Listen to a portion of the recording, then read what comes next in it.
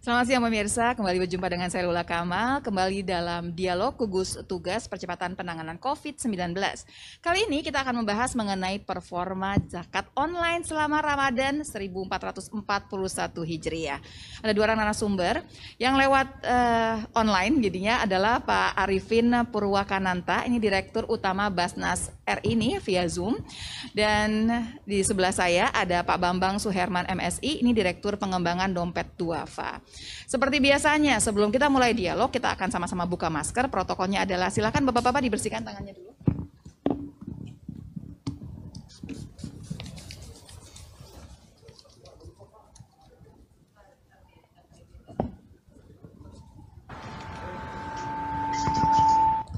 Baik, ya sudah kelihatan semua.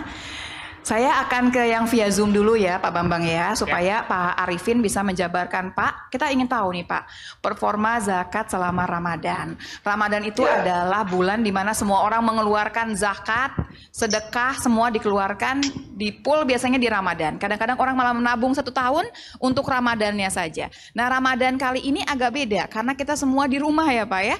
Bagaimana Pak ceritanya, silakan. Dokter Lula, jadi Ramadan ini dengan adanya dampak pandemi COVID, saya kira banyak usaha-usaha yang kemudian beralih dan bahkan tutup dan sebagainya, sehingga jumlah donatur memang hari ini berkurang. Jadi dengan adanya PSBB, kita melihat jumlah kemiskinan memang bertambah, dan jumlah orang yang tadinya dapat berderma memang jumlahnya menurun. Dan ini menjadi sangat signifikan, dan itu kemudian Basnas dan teman-teman gerakan zakat lainnya mencoba membuat adaptasi-adaptasi. Itu Dokter Lula. Signifikan Pak pengurangannya ini Pak, donatur ini? Saya kira turunnya donatur sama dengan kenaikan orang yang perlu dibantu. Jadi sekitar 15-20% donatur kita memang berubah menjadi orang-orang yang perlu dibantu. Baik. Gitu. Baik. Ini jadi menyeramkan ya. Jadi yang butuh dibantu tambah banyak, sementara yang membantu berkurang. Oke, saya pengen tahu kalau dompet duafa ceritanya juga sama. Iya. Di dompet duafa, kalau apple to apple dengan Ramadan tahun lalu, hari ini dompet duafa mengalami penurunan donatur sebesar 8,7%. Oke. Nah, tapi yang menarik gini dok. Yang menarik adalah angka transaksinya tumbuh 12%. Oh, Masya Allah. Berarti kita masih untung dong ceritanya. Ya, selalu masih begitu ya kalau di kita ini. Kita harus bersyukur, kita harus bersyukur. Jadi walaupun begitu ya, yang memberikan itu berkurang, ya ini, tapi jumlah donasinya nambah. Tumbuh, terutama di Ramadan. Nah, tapi pasti ya Ramadan ya. Tapi kemudian yang harus diberikan jadi bertambah tidak? Oh ya, kami mencatat bahwa lembaga sekarang sedang bersiap-siap untuk mengelola penambahan jumlah pengangguran itu sebesar 8,3%. Itu sampai ke kuartal 2 di tahun ini tuh di angka 13% dari 5,2 juta pertambahannya. Jadi hari ini sangat signifikan jumlah orang miskin baru itu adalah faktor krusial yang jadi problem dalam penyaluran, karena kita masih memegang data-data yang lama Mbak. Begitu kita turun ke lapangan, loh ini kok data yang miskinnya jadi lebih banyak. Nah, baik. Disinilah kemudian muncul problem, karena basis intervensi kita di lapangan kan basisnya data. Nah, pertumbuhan ini tidak kita antisipasi sejak awal. Karena memang kagetan juga kan pertumbuhannya. Karena situasinya memang betul. Kan survei dari pemerintah juga baru berjalan 2 bulan. Betul, tidak ada yang bisa memprediksi. Iya. Oke. Berarti berkurangnya ini betul-betul karena memang orang yang biasa berdonasi terus berkurang gitu karena mereka tidak mampu, atau memang karena caranya juga sulit karena mereka nggak bisa kemana-mana. Ini ke Pak Bambang dulu ke Pak Arifin dulu. Pak Arifin, bagaimana Pak Arifin? Ini benar-benar orang jadi tidak mampu gitu ya Pak ya? Atau barangkali susah caranya? Barangkali kalau susah caranya kan berarti kita mesti cari cara baru ya Pak ya, supaya lebih mudah. Betul. Jadi lembaga-lembaga zakat dan juga Basnas kemudian mencari cara baru untuk beradaptasi atas gejala itu. Sehingga tadi disampaikan Pak Bambang bahwa orang-orang yang menyumbang itu kemudian menyumbang dengan lebih banyak, karena mengingat banyaknya yang memerlukan. Oleh sebab itu Basnas kemudian mendorong berbagai saluran digital untuk bisa memudahkan masyarakat berzakat. Sebenarnya ada 3 yang kita buat. Pertama adalah mengubah seluruh kampanye ajakan berdonasi dan berzakat itu melalui digital. Kemudian kami membuat saluran kemudahan berdonasi itu melalui digital. Jadi hampir semua toko online bisa dipakai untuk berzakat ke Basnas. Oh baik, saya tahu. Kemudian yang terakhir kami akan tetap mengubah pelayanan yang biasanya bertemu, bersalaman, berdoa di depan para Busaki itu, kemudian kita alihkan menjadi digital dengan rasa yang hampir sama. Jadi 3 kunci itu yang kemudian membuat pengumpulan di Basnas juga naik, bahkan naiknya sangat signifikan. Kami sekarang naiknya 2 kali lipat dari Ramadan tahun lalu. Saya kira karena kemudahan yang diberikan dan kampanye yang disampaikan kepada masyarakat itu memang ditunggu-tunggu oleh mereka. Baik, bagaimana caranya berzakat tahun ini? Gitu. Baik, Pak Arifin, saya ulang ya. Jadi sebetulnya betul donaturnya berkurang, tapi alhamdulillah sama bahwa yang didonasikan ini bertambah dengan kemudian cara itu diubah larinya ke arah online. Ya, ada 2 yang bertambah, Dr. Lula. Pertama zakatnya bertambah, yang kedua adalah donasi COVID. Jadi kan donasi zakat itu adalah merupakan kewajiban mereka dihitung 2,5% dari hartanya. Baik. Tapi kemudian ada ajakan untuk menyumbang mereka-mereka yang terdampak COVID. Dari jumlah 2 jumlah inilah ada kenaikan dari zakat dan kenaikan donasi COVID, maka terjadi kenaikan pengumpulan di lembaga-lembaga zakat seperti Basnas dan lembaga-lembaga lainnya. Saya juga dengar demikian. Ya. Pak Arifin, ada titipan pertanyaan dari teman-teman saya. Memangnya kalau zakat tidak bisa kemudian dialihkan jadi membantu COVID? Apakah membantu COVID itu nggak termasuk zakat? Gitu pertanyaan. Jadi. Bisa, betul. Bahkan sekarang di Basnas hanya 2% program yang tidak terkait dengan COVID langsung. Baik. Tapi 98% penyaluran zakat dipakai untuk yang terdampak COVID. Yang saya maksudkan tadi adalah pola berderma masyarakat. Jadi pola berderma masyarakat itu adalah zakat adalah sedekah wajib kan, dia pasti memotong 2,5%. Tapi setelah dia berzakat 2,5% itu, dia tambah lagi donasinya untuk mereka yang terkena COVID. Dan saya kira bukan hanya itu. Saya kira setelah dia berzakat ke Basnas, dia donasi COVID ke Basnas, saya kira untuk tetangganya juga orang-orang dermawan itu juga telah berbuat sesuatu buat sekitarnya. Jadi semakin baik yang dilakukan oleh masyarakat dalam kondisi yang seperti ini. Ini menyenangkan sekali ya, berarti kalau survei-survei yang di dunia itu betul ya menunjukkan kan kalau negara Indonesia itu bukan termasuk negara kaya, tapi salah satu negara yang paling dermawan begitu ya. Jadi bukannya memikirkan apa yang dia punya, tapi berapa banyak yang kita bisa bantu. Ini alhamdulillah sekali. Balik lagi kalau gitu, saya pengen tahu lebih jauh. Cerita lagi Pak Bambang. Baik. Masalah yang sama tadi dengan Pak Aris. Saya melihat gini, yang pertama dulu Mbak Lula. Jadi memang orang yang masuk dalam kategori muzaki itu semakin berkurang. Kenapa? Karena nisab hartanya menjadi semakin tinggi. Kan nilai emas naik nih. Jadi kalau di konversi dengan 85 gram emas, berarti belum masuk jadinya yang kemarin sebelum COVID itu masuk sebagai muzaki dan mengeluarkan zakat, hari ini nggak masuk. Dia nggak harus mengeluarkan zakat. Dia tidak menjadi kewajiban. Walaupun dia tidak bisa kita letakkan sebagai orang yang miskin. Bukannya harus yang menerima. Bukan harus yang menerima. Belum pas untuk mengeluarkan juga. Maka segmen inilah yang kemudian menyumbang proporsi terbesar terhadap donasi kemanusiaan. Dalam hal ini pandemi untuk COVID tadi. Jadi jatuhnya sedekah ya berarti. Jatuhnya sedekah. Sebenarnya gini, Majelis Ulama Indonesia juga sudah mengeluarkan fatwa bahwa zakat boleh digunakan untuk menangani COVID. Termasuk mengajak agar masyarakat ini berzakatnya lewat kelurahan atau DKM masjid. Itu untuk mempermudah proses penyaluran yang basisnya adalah lokal, peer-to-peer model. Kalau yang lewat DKM masjid ini berarti nggak akan lewat Pak Arifin atau Pak Bambang dong berarti. Hitungannya beda lagi berarti. Tapi ada persyaratan yang diberikan bahwa proses pengelolaan zakat di basis kelurahan itu harus diasistensi oleh lembaga-lembaga zakat termasuk Basnas. Oh baik, jadi Pak Arifin pasti tahu. Pasti tahu. Mas Arifin bahkan terlibat sangat intens untuk menggagas atau membahas tentang bagaimana pola penurunan zakat ini ke tingkat lapangan. Yang kedua, masyarakat hari ini kenapa donasi bertambah Mbak? Itu karena secara pragmatis terlibat langsung secara emosional terhadap permasalahan pandemi ini. Mereka mengalami problemnya. Merasa sama-sama sulit begitu ya. Tetangga ngalamin, keluarga terdekat ngalamin. Maka yang punya kelebihan itu langsung ketemu gitu. Substansinya kenapa mereka harus berbagi. Karena secara pragmatis terlihat di sekitarnya. Maka itu menyebabkan donasi juga bertambah. Baik. Tapi kan kita bicara ini langsung ke dompet duafa atau langsung ke Basnas. Ada juga yang kelihatan langsung yang biasanya kita bantu kan biasanya. Nah ini kan tidak melewati Basnas atau melewati dompet duafa berarti. Sebenarnya begini, hari ini misalnya di Gerakan Zakat itu ada forum zakat. Di forum zakat kami membangun satu gerakan kepedulian yang basisnya peer-to-peer.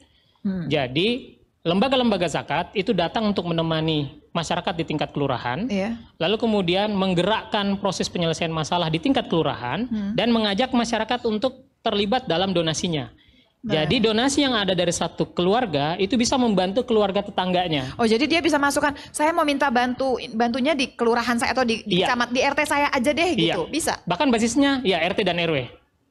Bisa. Oke, baik. Pak Arifin punya cerita yang sama, Pak? Seperti itu, Pak? Ya, saya kira apa yang terjadi di masyarakat itu adalah kekayaan kita luar biasa. Makanya di tengah Ramadan kemarin Banas mengeluarkan maklumat, berzakatlah ke Basnas dan ke lembaga-lembaga zakat yang resmi, tetapi kami mengimbau agar satu keluarga yang mampu dapat menjamin satu keluarga yang tidak mampu dalam masa COVID ini.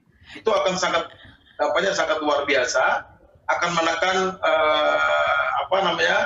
kesulitan yang dialami oleh masyarakat dengan kita berani untuk bisa menjamin dalam tanda kutip membantu agar satu keluarga dapat hidup bertahan pada masa COVID ini. Dan itu memang ada di masyarakat, dan kami justru mendorong bagaimana agar masyarakat dapat bantu lingkungannya. Tinggal nanti kita memang ada tantangan untuk bisa mencatat. Karena sekarang ini kesulitan mencatat berapa filantropi yang dibuat oleh seluruh masyarakat ini untuk membantu COVID. Itu tantangan kami. Tetapi yang paling penting adalah bagaimana orang-orang yang patut dibantu itu dapat ditolong oleh mereka yang terdekat. Nah, ini bagus sekali. Kok Bapak tahu ya saya mau tanya selanjutnya apa? Ini uang yang beredar yang untuk membantu ini, sebetulnya uang donasi ini berapa banyak kita nggak bisa tahu, nggak bisa berhitung, agak repot berhitungnya. Masih dihitung berarti ya Pak? Mencoba mendekati ya. Kami mencoba mendekati. Dari yang formal, bantuan umat Islam untuk zakat infak sedekah ya setahun lalu itu sekitar 10,2 triliun. Senasional, baik yang dihimpun oleh Basnas, Bapak Duafa dan semua LAS. Ini lewat badan ya Pak? Ini yang lewat lembaga. Ini yang langsung ini tidak bisa kita hitung barangkali ya. Betul. Yang langsung dilakukan oleh masyarakat jauh lebih besar dari itu.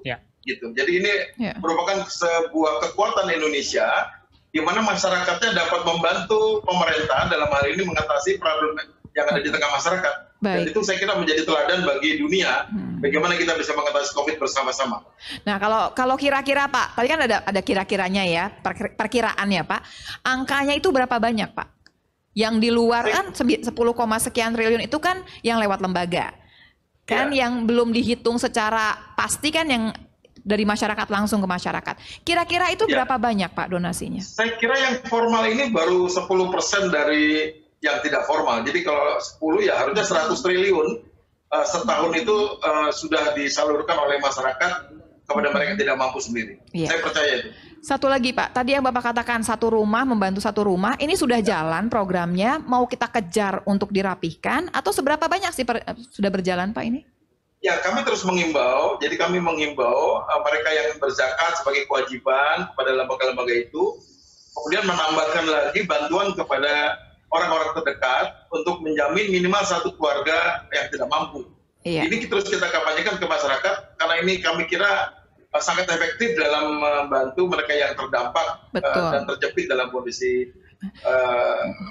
pandemi yang masih belum jelas seperti ini. Iya, betul. Pandeminya masih panjang. Konsep satu rumah untuk satu rumah itu menjamin satu rumah itu bagus sekali. Tapi kan harus ada aturan mainnya. Itu yang pertanyaan saya. Sudah rapi belum aturan mainnya? Bagaimana kalau misalkan saya mau membantu 3 rumah di sebelah saya, bagaimana caranya? Oke, ada yang harus mengatur dong pasti. Silakan Pak Bambang. Jadi saya mau menggarisbawahi tentang perubahan behaviornya Mbak. Jadi hari ini karena ada PSBB, maka masyarakat tidak bisa melakukan proses mobilitas besar. Itu berlaku juga dalam proses transaksi ke lembaga-lembaga zakat. Maka tadi di-highlight oleh Mas Arifin di awal bahwa kita kemudian menggunakan digital tools yang kuat. Yang juga perlu dicatat adalah proses membantu peer-to-peer itu harus juga tetap mematuhi aturan PSBB. Betul. Nah, maka pola seperti inilah yang kemudian membuat lembaga-lembaga zakat itu turun langsung ke masyarakat. Biasanya basisnya adalah kelurahan. Lalu intervensinya di basis RW. Kalau di DKI ini menarik karena DKI menyiapkan platform database masyarakatnya yang sudah lengkap. Jadi kita bisa langsung intervensi RW mana dan data KK-nya ada di situ. Jelas jadinya. Jelas. Nah, apa yang dilakukan banyak variannya. Sekarang ini misalnya model asistensi yang dilakukan oleh lembaga-lembaga zakat adalah membuat yang namanya program ketahanan pangan. Seperti apa itu Pak Bambang? Jadi setiap keluarga itu kemudian diberikan bantuan sembako. Selain itu diberikan. Ini semua keluarga? Nggak dipilih? Dalam yang masuk KK? Iya, dalam masuk standar kemustahikan. Okay. Lalu kemudian bantuan sembako itu juga ditambahkan dengan 5 media tanam, bibit tanam, dan pendampingan proses penanaman. Media tanam. Ini yang barengan dengan kemudian peternak ikan? Iya, jadi kalau rame di sosial media hari ini ternak lele budik damber itu adalah inisiatif Gerakan Zakat. Membuat masyarakat punya resilience terhadap kebutuhan serat dalam bentuk sayur yang bisa mereka panen dalam waktu sebulan dan protein dalam bentuk ikan yang diternak dalam ember. Betul. Nah, model seperti ini membuat kepedulian antara keluarga yang mampu dengan keluarga yang di sekitarnya itu langsung terlihat ketemu itu Mbak, langsung terjawab. Ini sudah berapa banyak nih yang menjalankan? Sudah relatif cukup banyak. Kalau di jumlah provinsinya kita punya sekitar 12 provinsi yang sudah jalan. Bahkan di Sumatera Utara ini sudah masuk kerjasama dengan pihak pemerintah gubernur untuk membuat ini berjalan di seluruh kabupaten. Baik, jadi berarti semua zakat, sedekah kita lewat lembaga manapun ya, mau Basnas, mau Dompet Duafa, ini akan dijalankan ke banyak bidang sebetulnya. Bukan cuman bantuan sembako. Ya, bahkan concern kuat kita itu adalah membuat masyarakat tangguh, bisa menyelesaikan kebutuhan-kebutuhan dia sendiri. Karena ada kekhawatiran, meskipun masyarakat punya simpanan duit misalnya, tapi mereka nggak bisa belanja. Satu.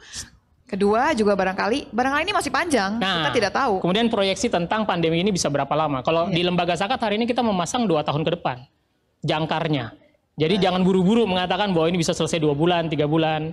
Pun selesai dalam perspektif aturan main sosial, tapi merekonstruksi ekonominya pasti butuh waktu. Tapi kan lebih baik siap daripada tidak siap dengan sendirinya. Pak Arifin, ada yang mau ditambahkan? Kita sudah sampai hampir di penghujung acara sebetulnya. Kita masih punya waktu sekitar 2 menit. Kita perlu juga menyelamatkan gerakan zakat ini dari kegagapan ketika masuk ke new normal, Dr. Luna. Jadi kita sudah meyakini manfaatnya Basnas, Dompet Duafa, lembaga-lembaga kesehatan yang lain itu, tapi problem kita dalam apakah lembaga-lembaga yang sudah baik ini akan bisa berlanjut terus. Nah, kami sedang mengkampanyekan sekarang sebuah strategi yang namanya adaptasi. Adaptasi memasuki new normal, di mana kami harus berubah, baik strategi pengumpulan, strategi pengelolaan, strategi pendistribusian bantuan, agar dia tetap selamat dari COVID, tetapi juga tetap berkelanjutan. Jadi strategi kami adalah mengadaptasi lembaga-lembaga zakat Basnas di seluruh Indonesia untuk bisa terus berkarya dan membantu mereka yang membutuhkan. Iya, baik Pak Arifin. Pak Bambang, sudah sampai di penghujung acara juga. Ini barangkali juga tambahan imbauan ya buat semua gitu ya. Mari gunakan gitu ya lembaga zakat yang sudah ada. Ya, kami memberikan semacam portofolio bahwa lembaga zakat yang ada hari ini itu berpikir jauh lebih strategis daripada sekedar menyelesaikan masalah sesaat. Kami bahkan bertekad untuk bisa membuat masyarakat tangguh menyelesaikan masalahnya. Menghadapi fase new normal ini justru kami punya 3 jurus baru. Yang pertama adalah kolaborasi, jadi memperbesar dan memperkuat basis kolaborasi kita. Yang kedua adalah ini termasuk dengan Basnas ya? Termasuk dengan Basnas. Ini karena kan bersaudara kan semua ya? Kan kami ini membantu Basnas, Pak. Baik. Yang kedua adalah memperkuat basis pelibatan masyarakat. Jadi bukan lagi mewakili masyarakat dalam mengintervensi permasalahan dengan model peer-to-peer itu sebenarnya kita ingin ngajak masyarakat untuk sama-sama menyelesaikan masalah yang ada di lapangan. Nah, yang ketiga adalah semua atau 2 kekuatan pola baru ini kemudian kita letakkan di basis platform digital. Jadi ekosistem digital sebagai basis interaksinya. Ini mau nggak mau karena behaviornya masyarakat memang sudah berubah. Pola transaksinya online, di DD transaksi donasi masuk lewat kanal digital itu 73%. Sekarang? Menyumbang 73%. Jadi sangat signifikan. Nah, ini kayaknya akan jadi new normalnya lembaga zakat. Iya. Dan Pak Arifin sudah hampir di penghujung acara Pak ya. Pak, terima kasih banyak Pak. Mudah-mudahan masyarakat mengerti bahwa lewat lembaga zakat pun sama afdolnya kok dengan memberikan langsung. Iya. Barangkali itu insya Allah ya. Dan mudah-mudahan juga memang semua yang kita kumpulkan ini bisa membantu semua masyarakat yang membutuhkan. Pak Arifin terima kasih banyak. Pak Bambang terima kasih banyak. Masih selamat berjuang ya Pak Bambang ya. Baik. Yuk. Terima kasih Dr. Luna. Sehat selalu. Sama-sama Pak ya. Pemirsa terima kasih banyak atas perhatiannya. Seperti biasanya kami ingatkan selalu pakai masker, jaga jarak aman, jangan lupa cuci tangan pakai sabun dan selalu jaga daya tahan tubuh. Jadi kita tetap selalu sehat dan jangan lupa seluruh protokol kesehatan dilakukan dengan baik. Selamat menyambut new normal atau tatanan baru kehidupan kita. Salam.